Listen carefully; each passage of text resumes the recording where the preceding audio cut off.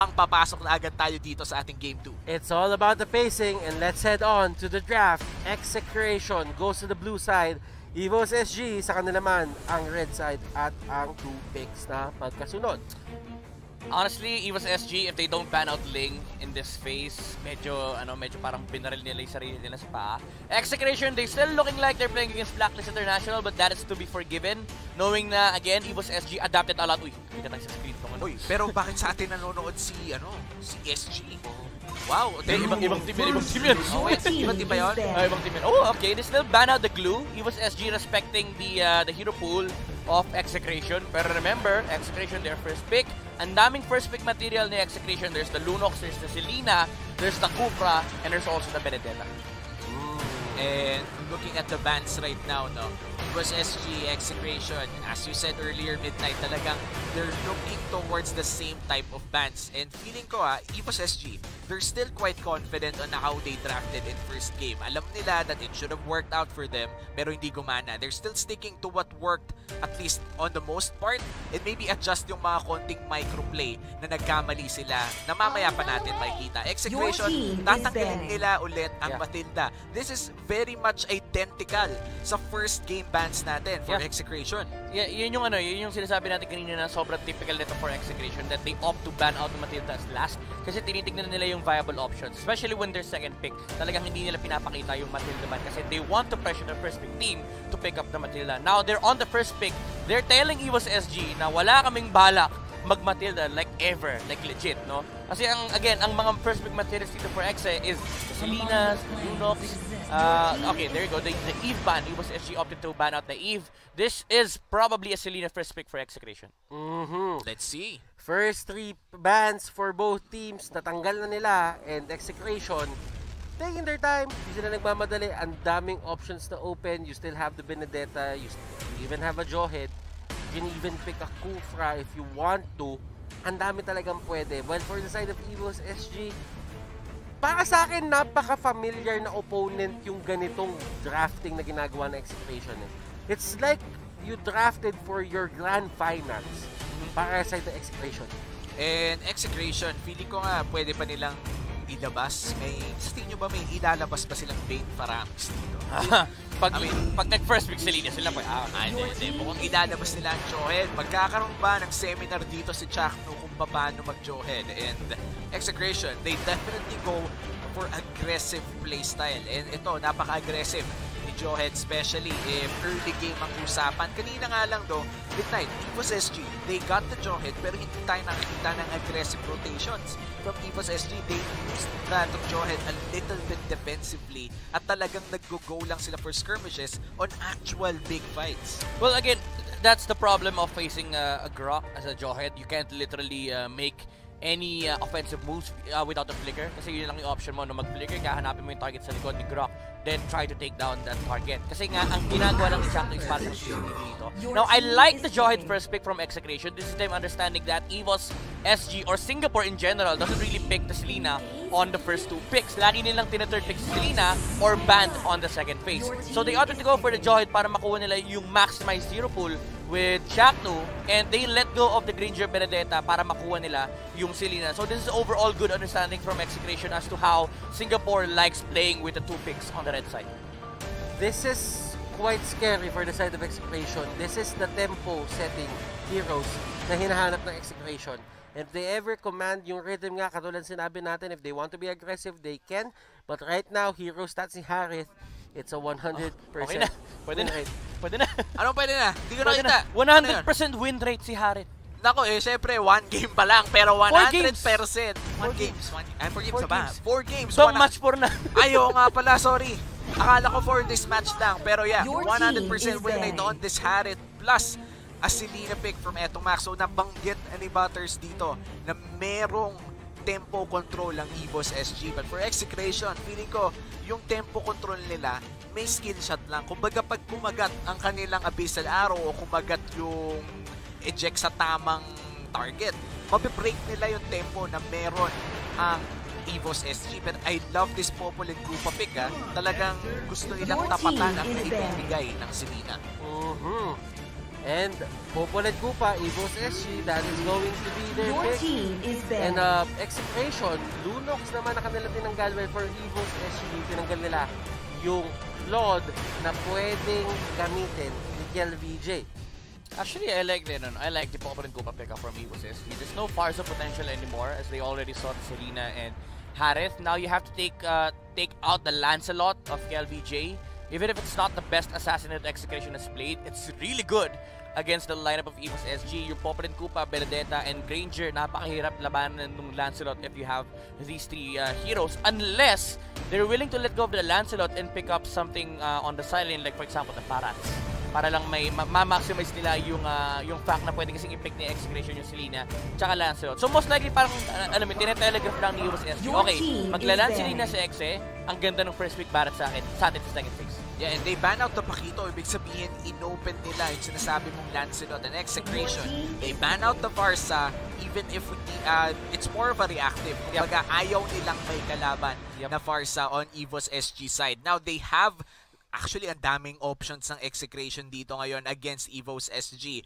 The Selena against the Popol and Koopa alone would be a battle of information. But apart from that, the tempo could easily switch between two teams.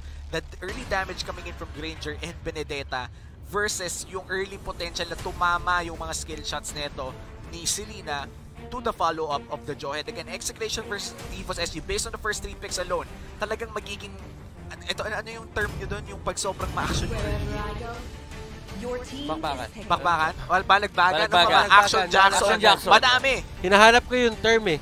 Kasi merong Action Jackson eh. Oh, marami. Ayan na yung Okay, Lance. I like it. Lance and Uranus. Ang last pick ng Execration, last 2 picks rather, Evos SG, they go for Rafaela, which means there is a probability na kumuha na sila ng tank side laner. Kasi nga medyo kulang yung kanilang tanking potential. There's two ways to go about this for USSG. Tama yung sinabi ni Batis kanina, tank, semi-tank actually, like the heroes of Yuzong, Babarats. Pero one thing that they could go for is they can flex the Benedetta XP lane and they can actually go for a Hayabusa gold lane. Wow, that is gonna be a big turn for Evos SG if ever. But I want to point out the Rafaela pick. I like this Rafaela pick mainly because it answers a lot of the... Oh wow, they're actually gonna flex the Benedetta, but they're not gonna go for a gold lane Hayabusa. They're gonna go for the Alice instead in the gold lane. Panapat dito kay Kendra. It is a great catch. Madali siyang makapag-zone out ng mga tao sa sarili nila ng mga comfort zone, specifically yung mga Zaman Force. And this is going to be interesting. Evos SG, are they gonna take us to a game number 3?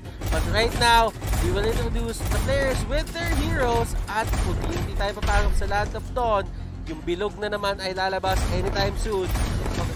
Sound effect. Hindi nyo naman ginawa eh. Ba't yung sa akin inaasa lahat? Ay, pasensya na kapatid. Papasok na tayo sa ating game number 2. Ano yan? Ako na play-by-play, ako pa sound effects? Syempre. Siyempre, kaya ka nga. Alam mo, dagdag bayad yun. Dagdag 500 per game. 500 per sound effect. Oh, pero mamaya na tayo mag sound effects. Let's head out to the Celestial Palace for game number 2, the Evos SG versus Execration. And at I think this is standard rotations coming in for the side of Evos SG. Medyo gusto lang nilang maging safe, kumbaga. Tinitikitan na nila si Granger. Alam nila kung ano nangyari in game 1.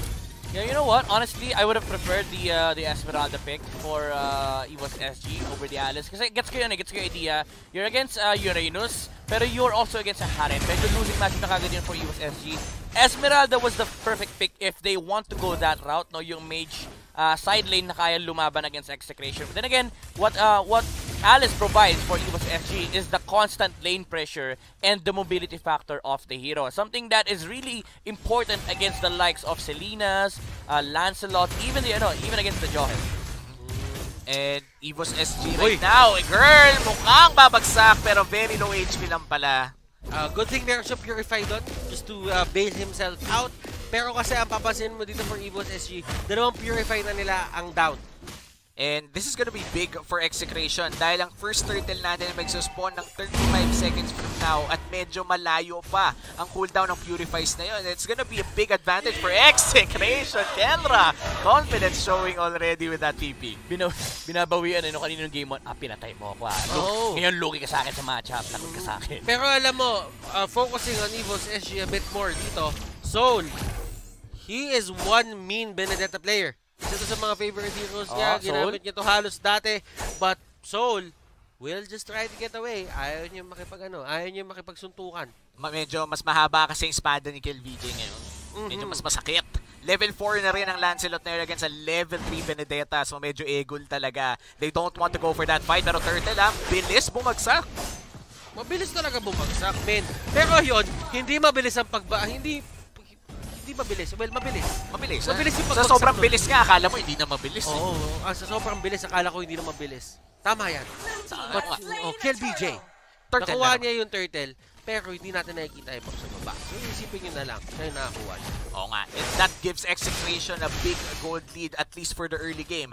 First Blood plus Turtle, that's an immediate 800 gold lead para sa Execration. Ano kayong gagawin nila dito sa tempo na sila yung nag-start? Kumbaga sila yung naglapag ng unang paa sa sayaw na mangyayari in this game. And tignan mo yung pwesto dito na Execration, doon sa mapa ng Evos SG, masyado silang tapak dito sa may mismong gitna na ng Tier 2 at Tier 3 turrets. Gusto pumunta Singapore na rin siya. Nako, baka nga nasa Poland na dong, papasok na dun sa inhibitor. Ano gusto pumunta? Di ba nasa Singapore naman? Oo nga pala. Tama naman. Anyway, dito sa Execration for the Lancelot na. Again, sabi mo kanina na sila yung unang umapak dito sa dance floor ng Execration. They have a Selena, so they can get they can take resources much faster compared to Evos SG, and they're also playing Lancelot. As a Lancelot in a game, you'd want to establish at least 1,000 gold lead. Then you start taking up the resources of the enemy kasi kailangan leading ka talaga against the enemy para ma-burst on mo yung mga targets na gusto nyo patayin. Kaya si Soul ang magiging target sa may kabila, but Kelra still alive! Oh, wow! Grabe yun! Ang galing ni Kelra dito, humanap ng lusot doon sa rotation ng 4 na tao. Evos SG, 4 yun. 4 na tao ang iniwasan ni Kelra, pero they're gonna go for the third instead at mukhang wala na magagawang Execration. Joke lang! Naubusan ng minion! Naubusan ng minion indeed. Potato. They might just actually give this up kasi nandito si Chaknu. Yeah. Ayaw nila pahuli pa. And si Pokemon dito. Oh! Naman, unstoppable force. Panis! Pero look at that arrow. Connection. Chak to max.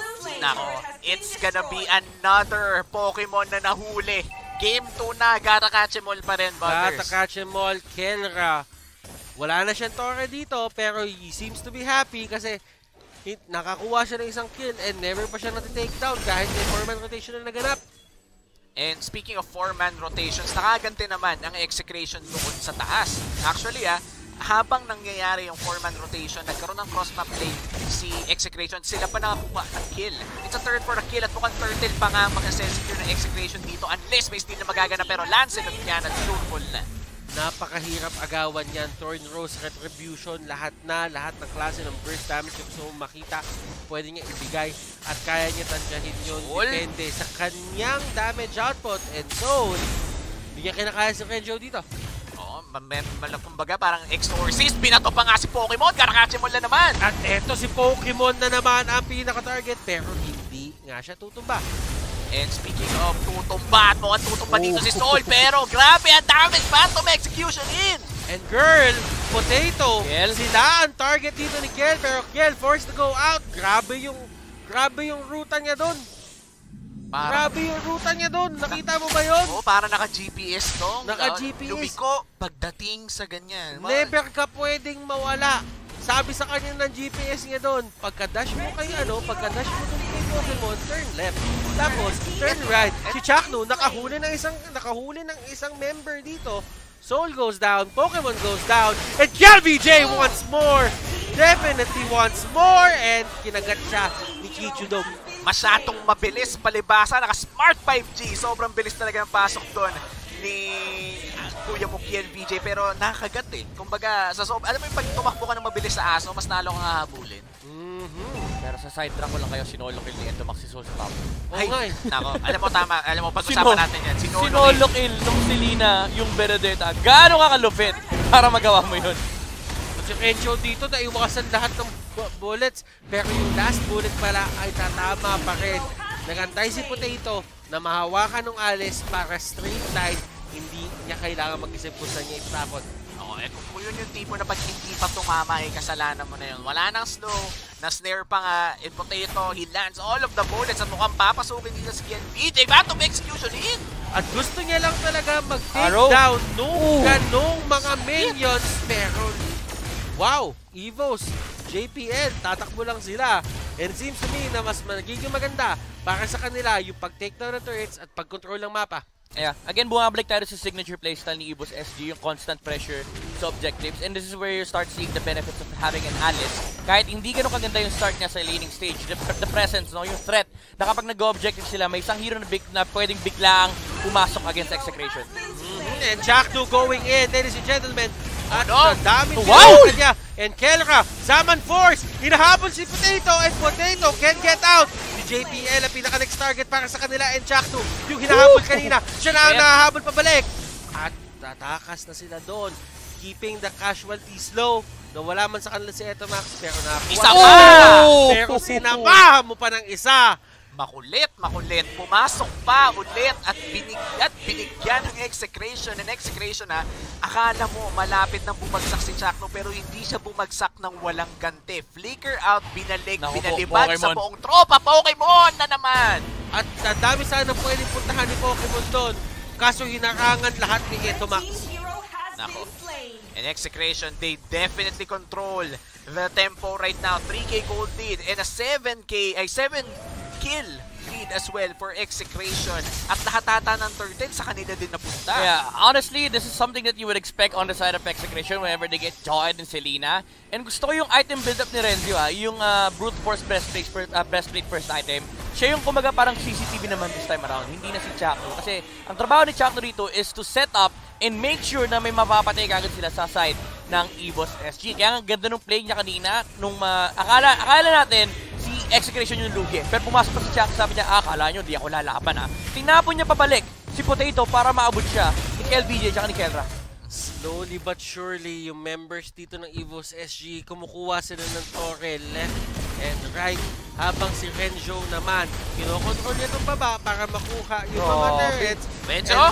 This looks like the second turret at 1/4 HP, hindi pa tutumba dito. Pero sabi nila Kelra, sige, may sumagot doon. Kunin natin itong nasa taas at palitin na natin ang mundo ng Evos SG. Dami, kunwari na lang, hindi ko nakita yung holy baptism na yon. But right now, there is a fight happening, ladies and gentlemen. Evos zone. Next target, Kelra is going crazy sa mga bagay na ginagawa niya dito. And I feel like Evos SG, they could have gotten that fight. Kaso hindi talaga tumama yung holy baptism ng Rafaela. If they got Kelra early with that ultimate, that could have been a different story. Pero nabigyan ng free reign si Kelra dahil nga dun sa hindi tumama ultimate, Zaman Force na pag, only dash, only damage, and kita naman kung gaano nakasakit si Kelra at this part of the game. 5-0-4 o naharit. This is a dominating performance coming out from Execration. Evos SG, considering na sobrang ganda ng start nila, it seems to me na hindi talaga nila mahawakan yung kalamangan na meron sila pagdating sa early game papuntang mid game. Yeah, medyo nakikita din kasi natin yung playstyle ng Evos SG. They're really not good. Tinamaan na naman! Sa pool, isa pa. Naman. Ay, mukhang may takas. Safe na. Efas siya doon, pero muntikan na naman ni Renzo, makatakas kaya siya dito. Final bullet pa tumama. But still, fact remains, kahit ma-take down yung si Renzo, there is still pressure on other sides of the map. And papansinin nyo, it takes a lot of resources. Ang daming resources na nasasayang kapag tinitake down mo ang isang Uranus at full HP. Yeah. And again, we go back to the idea na si Evos SG, hindi nila talaga playstyle na kailangan nila protektahan si Potato. As much as possible, they want to be the ones who are putting the pressure against Execration. But then again, you are playing into Assassins. Actually, ang daming pwedeng pampatay ng Execration to anybody on the side of Evos SG. Kapag tinamaan ka ng araw, patay ka. Pag nahuli ka ni Chakno, patay ka. Kapag nakita ka ni KLVJ, patay ka rin. So, ang daming options na Execration to get pickups. And at the same time, yung team fight nila, lamang pa sila kasi yung team fight ng Evos SG, it's an Alice, and you naturally just lose to a Harith. And looking at the stats right now for Evos SG, feeling ko hindi dapat sila kukulangin sa damage. But then again, the Benedetta is 0-4-0. Dapat hindi sila kinukulang sa damage dito. They have 2 supports, sure. Pero meron silang Benedetta. Kaso nga lang, 0-4-0. The moment na hindi magkaroon ng maraming items or at least 2 items on time ang isang Benedetta, medyo kukulangin talaga ang damage. Even when you land the Electro final blow. But you do have to remember, late game potential, there is some in Evos SG. The Alice is there. Considering pa na talagang kailangan pang i-set up or kailangan pa talagang patagalin yung laro para sa kanila ngayon. But for the side of Execution, they do have the Harith. Meron pa silang Kill VJ dito at Etomax na kayang mag-pick up ng kahit sino at certain moments, and si Chaktu pwede pa siya maghain ng kills para sa teammates niya. This might be dangerous for Execration. They will be securing this Lord, pero konti na lang That could have been a 3v5 or a 3v4 for Evos SG, pero hindi nila kinuha. They didn't risk it. Yeah, things will about to become worse for Evos SG. Na-pick up na yung Divine Glaive kay Kelrad. That Harith, yung damage output itong taong to, it's gonna hurt a lot on the side of Evos SG. Disol, tumatakbo, tinatakbuhan niya talaga at yung Evos SG, hindi na sila lumalayo doon sa kanilang base. Alam nila na sobrang daming pick-off potential na meron niya yung Execration na isang maling tapak nyo lang, literal, kaya kayo pasabugin. And Renjo gets out, pero nahuli sa likod si Potato at hindi ganun katagal yung pagkaka-disable sa kanya. Kenra, ayan, nakagante ng isa. Bagsak dito si Alice at mukhang Torre ang susunod nila. And that's a 1-4-1. Arrow, wala namang nangyayari. Wala namang pala. Wala lang. Wala namang nangyayari. Practice lang. Kinagat lang. Konting pagpasarap. And as you can see, there is a Lord going for the turret doon sa may taas. And unti-unting nawawalan dito ng space ang side ng Evos SG at tumama na naman kay Soul. Pero Soul is much more ready sa mga ganyang areas. Kumbaga parang may arrow to the heart, laging may arrow to the stomach naman dito sa ating game. Grabe si Etomas. Sobrang lalim naman. Sobrang lalim. Imagine mo dong, sobrang lalim ng abyssal arrow, lumulusot na sa puso, diretsong kaluluwa na. Ganong asintado si Etomax. Execration, they are just lurking the area. Kumbaga, ito yung pinakalamang nila para sa akin. Like, meron din naman ganito yung side ng Evos SG. Pero I feel for Execration, yung freedom na meron sila sa mapa ngayon, parang dali maglagay ng abyssal trap. Para talaga makita yung mga tao sa paligid, pero si Chakno yung pinakalikod. And they're just gonna back off. Ayaw nila mag-engage. Disengage lang sila. I mean, at this point, Execration, they're just looking to get all the resources on the side of Evos SG. Kapag may tinama ng araw, we go for it. Kapag may lumabas at natala na ng Chakno, we go for it. Pokemon! Naku po, meron siyang truncheon dito, pero this might be a disaster for Evos SG. Rapo, mapasok. Yung pana hindi tatama, pero walang silang pakialam doon. Renjo and the others, they go in. Binato pa ni Chakno si Renjo palabas para save siya. 2 members on the side of Evos SG down. Renjo and the others, andito sila sa area, and si Selena nasa labas. Bato lang siya ng bato ng pana at hindi na naman tatama, pero those are good arrows kasi laging nasa-zone out, laging na-isolate yung ibang members ito sa side ng Evos SG. At eto na si KLBJ going in, Phantom Execution, tumama sa karamihan, and that is going to be it. Walang buhay dito para sa side ng Evos SG and Execration. They take the series with a 2-0. Malinis na malinis, gentlemen. Malinis ang Pilipinas ngayon, mga kapatid. 2-0 din kanina. 2-0 din ngayon. Blacklist International.